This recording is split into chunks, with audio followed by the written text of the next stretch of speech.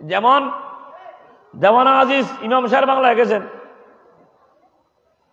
ইমাম শের বাংলা যখন শরীয়ত তরিকতের কাজ করতেছে, বিশেষ করে শরীয়তের, উনিও মেজবান্ডার দরবার শরীফে বিবৃতিতে ছিল। কে? ইমাম শের বাংলা। কারামতে গৌসুল আজম বাউন্ডারে কতিসন আজিজ এই কিতাবের মধ্যে আছে, বর্ণনা করেছেন, লিখেছেন কাজী নুরুল ইসলাম হাশিমি, যিনি ইমাম শের বাংলার জামাতা, মাইয়ের জামাই। শুনেন, ইমাম শের বাংলা মেজবান্ডার দরবার শরীফ সম্পর্কে বাদ্য বাজনা, হিন্দু যাওয়া, বুদ্ধ যাওয়া, সাংমা যাওয়া ইত্যাদি যত কিছু ওনার অনুযায়ী শরীয়তের বরহালাপ বলতো, উনি বিরোধিতা করত। যখন কন্দকিয়ার জমিনে মওদুদিরা, যারা বাতিলপন্থী,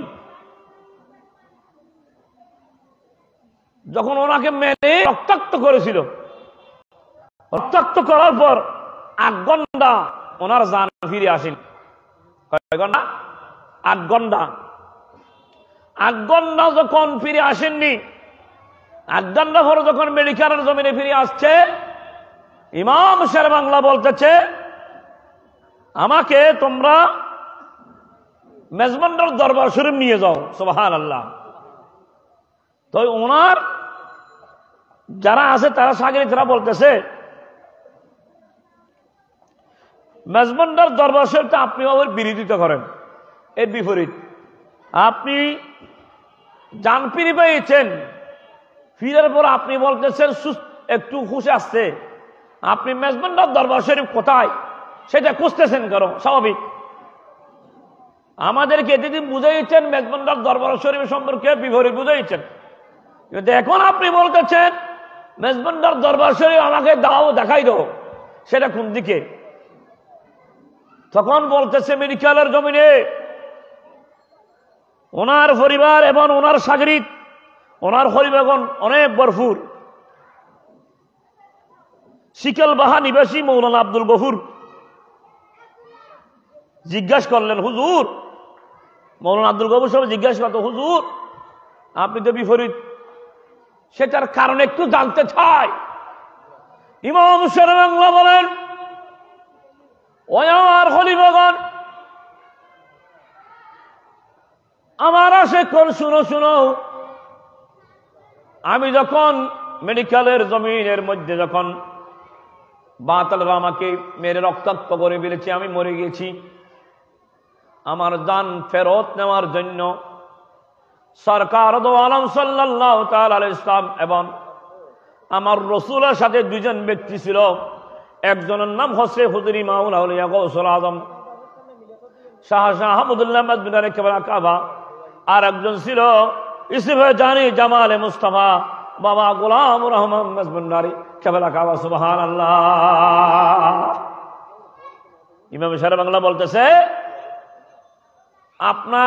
আমি কিছুক্ষণের মধ্যে সরকার দো আলম সাল্লাল্লাহু আলাইহি ওয়াসাল্লাম মেডিকেলের জমিনে তশরিফ আনলেন। আমার রাসূল তশরিফ মানে বলতেছে, ওই আজিজুল হক, এই ব্যক্তি আপনি চিনেন? আল্লাহ, আমি তো চিনি না। এই ব্যক্তি চিনেন? আমি চিনি না। আজ শুনে নেন, এই ব্যক্তি হলেন শাহ আহমদুল্লাহ মাদবিনারি কেবলা কাবা। এই ব্যক্তি হলেন শাহ আহমদুল্লাহ মাদবিনারি কেবলা কাবার খলিফা, যিনি ইসিবাসানি জামালে মুস্তাফা বাবা গোলাম রহমান মাদবিনারি কেবলা কাবা। সুবহানাল্লাহ। চিনেই দিলেন কে? রাসূলুল্লাহ সাল্লাল্লাহু আলাইহি ওয়াসাল্লাম। তো ইমাম শের বাংলা বলতেছে, আমাকে সবচেয়ে বেশি দিনই বেলায়েতের শক্তি দিয়ে দেখার জন্য মেডিকেলের জমিনে আসছে, উনি হচ্ছে বাবা ভান্ডারী কেবলা কাবা। সুবহানাল্লাহ। কারণ বাবা ভান্ডারী কেবলা কাবার সাথে একদিন বাবা ভান্ডারী কেবলা কাবার দরবারে জীবিত অবস্থায় ইমাম শের বাংলা ওনার আব্বার সাথে গিয়েছিল। বাবা ভান্ডারী কেবলা কাবা ওনার চাদর মোবারক তুলতো না, যার জন্য তুলতে হতো, ওনার জলক কেমন জলক ছিল মানুষ সহ্য করতে পারত না।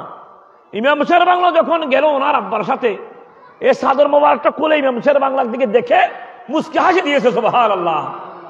তখন ছোটকাল এমন ইমাম শের বাংলা 52 কেবলা কাবার জানাজার মধ্যে তো শরীক হয়েছিল।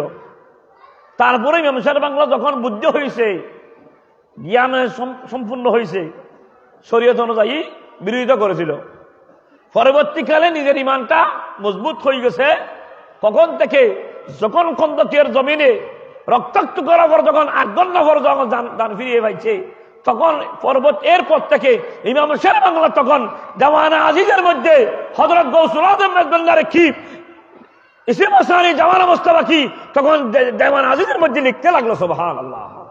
এর আগে লিখেননি। তাহলে ইমাম শের বাংলা পর্যন্ত মেজবান্ডার দরবার শরীফের বিরোধিতা করেছে। আর তুড়াফাড়া গুলো কি এগুলোতে করবে? একটা ছাগল বলে তার ফার, আর ইয়ে দুশ্মনের ছাগলের একটা অভ্যাস আছে, বিশেষ করে খাসি ছাগল। পাহাড়ের কিনারে গিয়ে একটু জুস মারার পর উপরের দিকে তাকায়, পাহাড় কোন আমার গায়ের উপর পড়তেছে কিনা আমার বিষয়ে। এরকম কতগুলো জুস মেরেছিল। হযরত গৌসুল আজম মেজবান্ডারি জুস মারার জন্য অনুমতি দিয়েছিল। যেমন আমিরুল হক ফরহাদাবাদী, উনি বাঁতরদের একদম বড় বড় বহারুল আছেন। আব্দুল গনি কাঞ্চনপুরী, আব্দুল হাদি কাঞ্চনপুরী, যখন যাদের সামনে কোনো আলেম দাঁড়াতে পারত না, এরকম ব্যক্তি অনেক হাজারো আলেম গৌসুল আজম মেজবান্ডারি সম্পর্কে কলমা ধরেছিল, কথা বলেছিল। তো পেয়ারা হাজরিন, এরপরে দেখেন আমার রসুল যখন পরিচয় করে গেছে কাকে? ইমাম শের বাংলাকে। তো পরিচয় করার পরে যখন আজিজুল হক আমার ইমাম শের বাংলাকে 52 কেবলা কাবা বলতেছে, মৌলানা সৈয়দ গোলাম রহমান মেজবান্ডারি কেবলা কাবা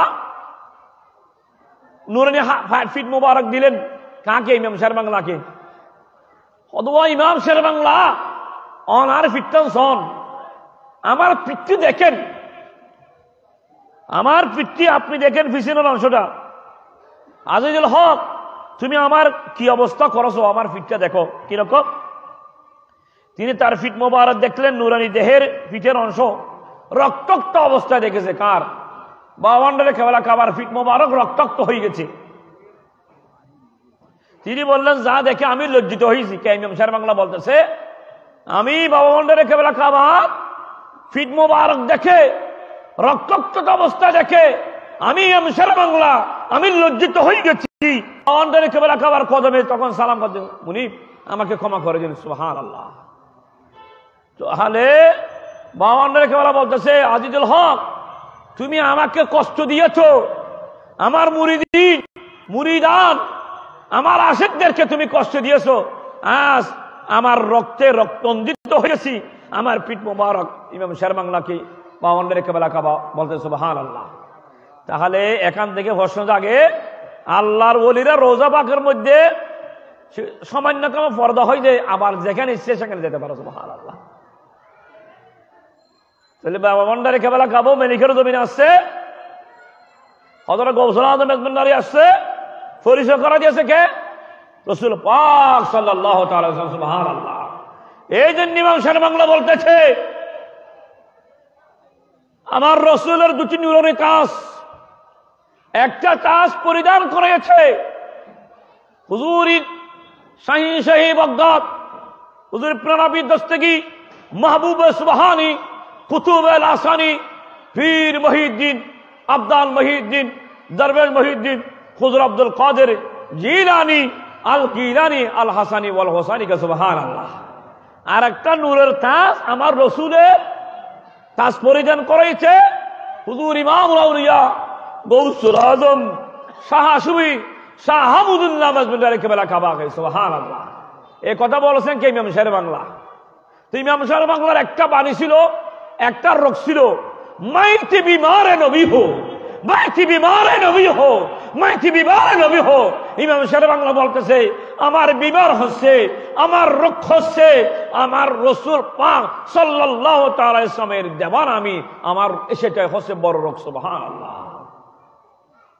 ইমাম শের বাংলা যখন ইন্তেকাল হয়েছে, রক্তাক্ত কাফন মোবারক রোজা বাগের মধ্যে দিয়েছিল।